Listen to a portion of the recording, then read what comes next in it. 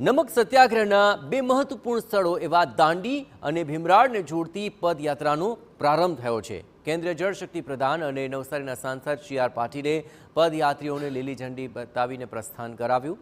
આ પદયાત્રા ઐતિહાસિક નમક સત્યાગ્રહની યાદગાર ઘટનાઓની સ્મૃતિમાં યોજવામાં આવી છે। 12મી માર્ચ 1930ના રોજ મહાત્મા ગાંધીએ સાબરમતી આશ્રમથી શરૂ કરેલી દાંડી યાત્રા 6 એપ્રિલ 1930ના રોજ નવસારી જિલ્લાના દાંડી ગામે સંપન્ન થઈ હતી। ભીમરાડ ગામમાં 300થી વધુ લોકોએ દાંડીથી આ ભીમરાડની યાત્રા શરૂ કરી, જે 9 એપ્રિલે ભીમરાડ ખાતે સમાપ્ત થશે।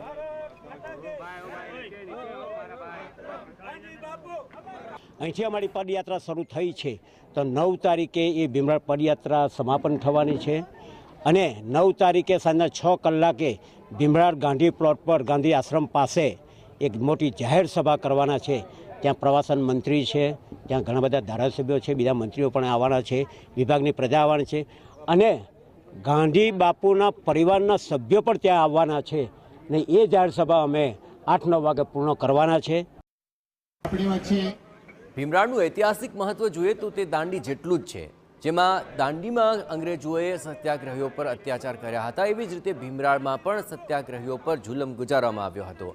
આ કારણે નમક સત્યાગ્રહના ઇતિહાસમાં ભીમરાડનું નામ સુવર્ણ અક્ષરે લખાયેલું છે। અત્રે મહત્વપૂર્ણ છે કે ભીમરાડ ગામ ખાતે પણ પ્રવાસન વિભાગના સહયોગથી મેમોરિયલ બનાવવામાં આવી રહ્યું છે।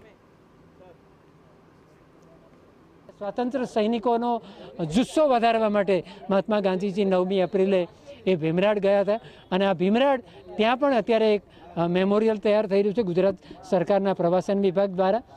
ઘણા વખતથી આ એક સિલસિલો હતો। ભીમરાડના લોકો દર 6 એપ્રિલે અહીંયા દાંડીમાં આવતા હતા, પણ આ વખતે આજે આ મીઠા સત્યાગ્રહના દિવસે, ઐતિહાસિક દિવસે 300થી 400 લોકો અહીંયા આવ્યા અને અહીંથી એમણે યાત્રા શરૂ કરી છે।